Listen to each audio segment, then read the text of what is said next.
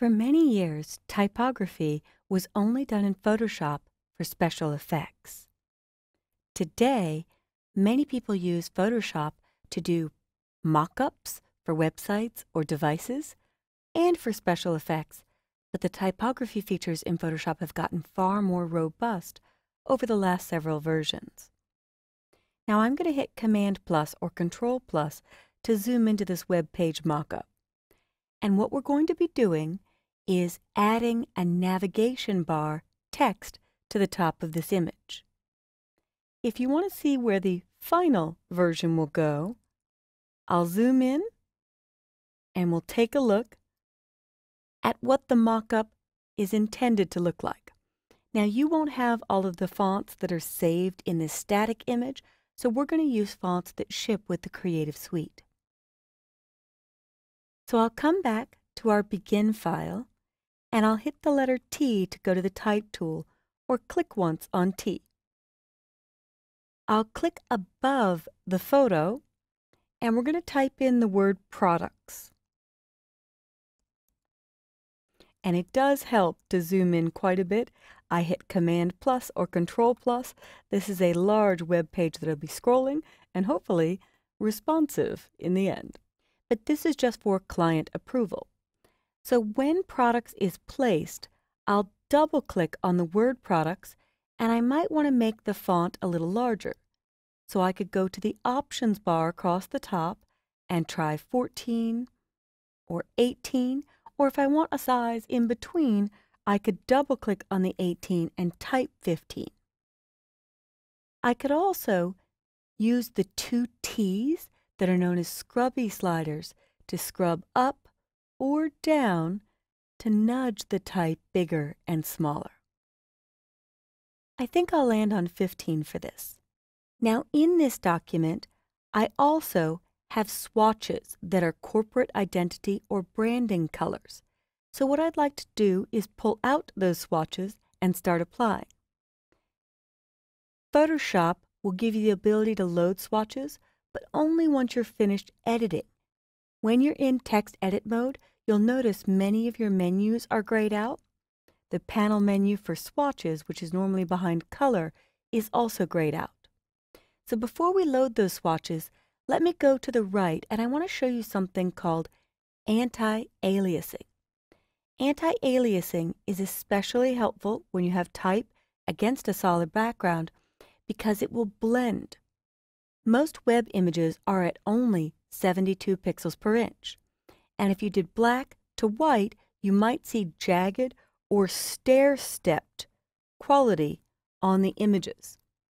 Anti-aliasing gives you shades in between the black and the white, so it helps blend so the text looks cleaner.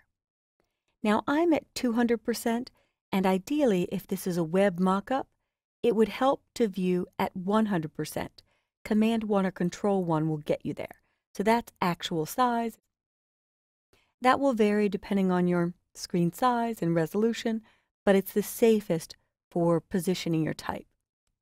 So we've got the font, the style, regular bold, bold italic, light, light italic. They are separated between font and style. Font here, style there. We've got our size, and this is anti-aliasing. So when I choose anti-aliasing, we've always had the ability to choose these options at the top of the line. None would show you how it would look without anti-aliasing. Very rough. If I choose sharp, you'll see how that affects the edge. Crisp, strong, and smooth. Smooth is a little bit softer and blends more. New to Photoshop CC is Mac LCD, which is like an iPad or iPhone. So it might be the most predictive for those devices. Or a Mac screen if you're on the Windows platform. There's a different anti-aliasing technique that you could see on the opposite platform. So I'm going to leave it on Mac LCD to give me the accurate prediction if this were on an Apple device. Now, if I'm not sure what font I want to use, I can select the text, and instead of clicking the arrow to the right, where you could see a font in its style, I like to experiment. Take the actual word and see all of the fonts on my system. Maybe not one by one. You might want to start with families, but this is good when you're searching for something and you're not sure where you're going to land. So I click in the font name. Usually it's Myriad Pro. That's the default font. And I'll hit my up arrow key to go alphabetically through every font on my system until I land on one that works for this piece. My down arrow will go down alphabetically. My wheel on my mouse will also scroll through the fonts. The wheel can be a little bit faster, and you might land on something that you like better by just wheeling up or down. I think I'm going to choose Myriad Pro, and I could type MYR, and it gets me to Myriad Pro, and return or enter will accept that. So we'll choose Myriad Pro Regular, size 15, and I'm previewing the anti-aliasing of a Mac LCD. Since each product is only going to have one line, it wouldn't really matter if we left aligned or center aligned or right aligned. And if we don't have our colors loaded yet, I can click the foreground color square and type in a recipe like 40, 40, 40, a dark gray, and click OK, and it applied that dark gray. Once I'm happy with this, I can go to my Move tool, and that will deselect, and I could load up the color library that I'm going to be using for this client. So I will choose Replace Swatches. And when I replace swatches, in your Chapter 8 folder is the pluralist swatches. And now I've got only their corporate identity colors. So if I go to my Type tool, T for Type, and double-click the word Products, I could choose their corporate dark gray or their khaki. Actually, it'll tell you the names. This is dark brown, dark khaki, sea green, and I could click off of it.